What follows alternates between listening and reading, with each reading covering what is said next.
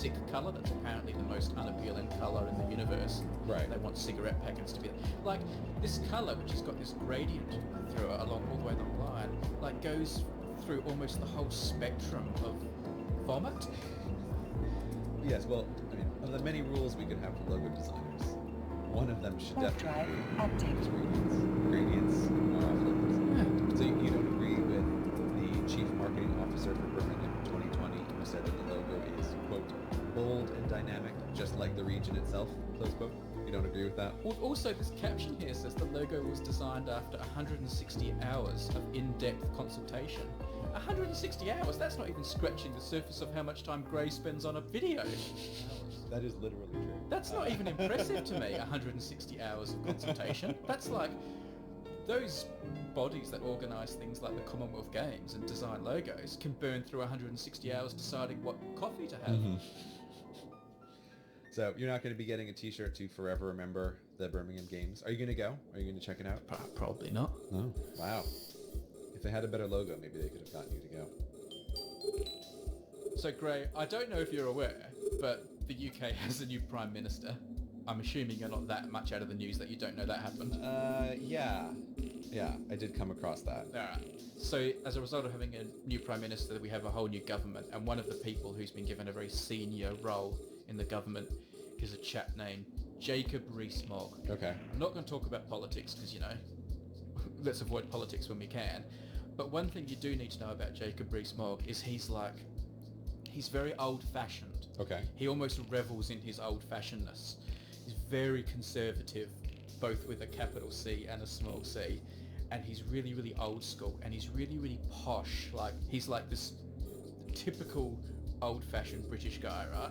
Mm-hmm. And on his like first or second day in his new ministerial job, he issued a style guide to like all the people in his staff and department about things he wants done differently in the way they write and do documents and that. And that's what I've shared with you because some of these things I thought you would enjoy. The Jacob Rees-Mogg style guide. This is legit. He's legitimately issued this to his staff. So I don't understand when you say his, because I don't understand this person's position. Is this a style guide for the UK government as a whole, or for his department, or? It's for people that are under him. It's not for the government as a whole. Okay. He's the new leader of the House of Commons. So I guess anyone who's doing any documents or letters or things on his behalf have been told to follow this style guide. Okay, so it's a House of Commons style guide, like a congressional style guide. I'm not exactly sure which people have to follow it and which ones don't. Okay. Well, the one that sticks out to me, so there's a bunch of rules that are listed here. Yep. And the one that surprises me is the very first one. It says organizations are singular. Yep. You know, when people from different places talk to each other, they love to talk about what's different, right? You know, you say table, we say table. You say bottle, we say bottle. You know, this thing. Yeah. Everyone loves to do that. And I think the most jarring, at least to my American ear, difference between the language is the plural organization. So when you say Parliament has passed a law, or Parliament have passed a law, right? Yeah. Apple has released a new iPhone, Apple have released a new iPhone. Yeah. That one I find just incredibly jarring, and it's a result of the organizations are plural. But because of its jarringness, it feels like maybe the most British grammarism that there is. So when you say this guy is very old school, I find it quite surprising that rule number 1 is organizations are singular. Yeah. That's very surprising to me. I always find this the most difficult to grapple with when talking about sports teams. You know, Australia has won the World Cup. Australia have won the World Cup. Sports teams are where I find it the biggest conundrum. The New York Yankees have won the World Cup. The New York Yankees has won the World Cup.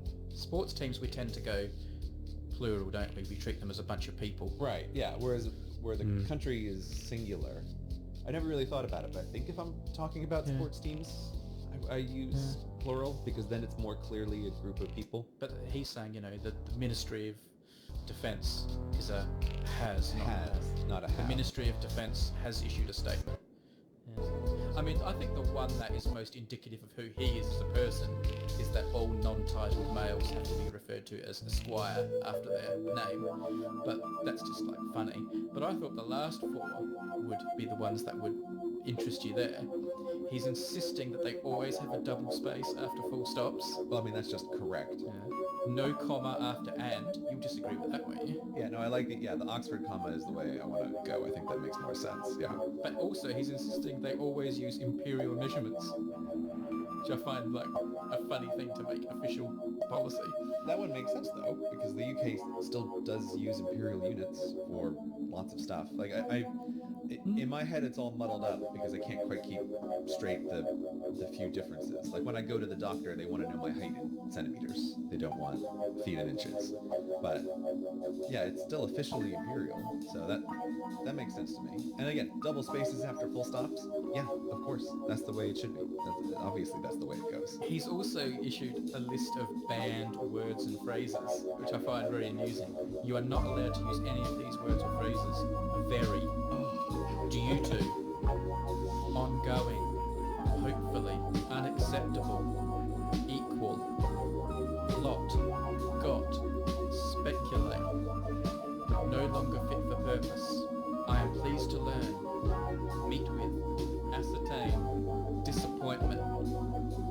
The thing I love about this is that this guy's like been wanting to get in power for a long time now. He's like, you know, he's a real Brexiteer and he's like been longing for power and he finally gets in power and he's got this long list of like gripes that he's finally dealing with and they're all these quite like seemingly like trivial things. I love it. Like the first thing he does in power is like said, finally I can get rid of single spaces after full stops. It's beautiful. Look at it a different way.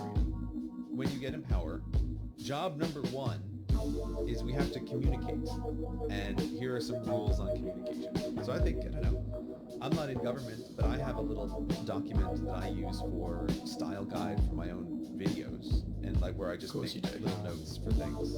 I'm just one person here, but it's useful to have something like this. And I think it totally makes sense to actually have this as one of the very first things that you do, because presumably on day 2, people are already writing up documents for here's how things are going to change. And so that should be one of the earlier things that you do about how we want to communicate. And I think it's acceptable to have lists of banned words and phrases. And the very one makes me laugh because that's in my own style guide. Like, try not to use this unless you're being intentional about it, because it's a word that's easy to just throw in. It doesn't really add any context. It can be used for humor, but the word in itself is almost meaningless. And there's this famous quote, which when I heard it years and years ago, just completely changed my mind on it, from Mark Twain, where he says, after you've written the book, you should go through it and replace every instance of the word very with the word damn, and then it will make you realize how you don't need any of these damn veries, and you can just get rid of all of them. And I was like, he's totally right. Like, this word just adds nothing. You know, like, that was very interesting. That was damn interesting. Like, guess what? The word interesting is doing all of the lifting in that sentence. You don't need the word very at all. I have to say, there's one on here which I do really like, but it's the banned phrase docking permission requested. Docking in the context of a sentence like invest in schools. Yeah. I'm with that 100% because I think that's a word that is overused in many circumstances as a kind of weasel word to change people's minds. Yeah. So, you know, you're not buying yourself a new car, you're investing in your transportation. It's like, well, wait a minute. No.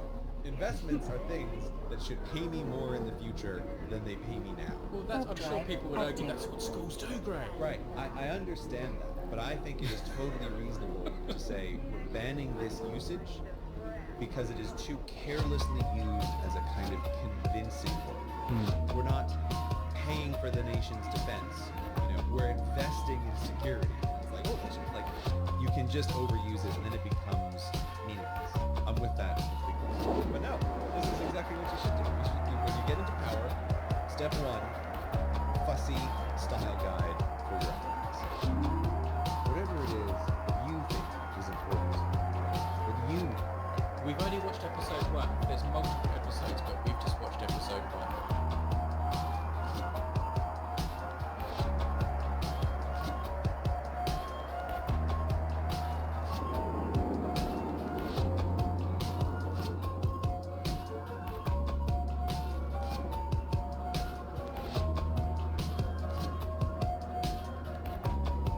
Warp drive active.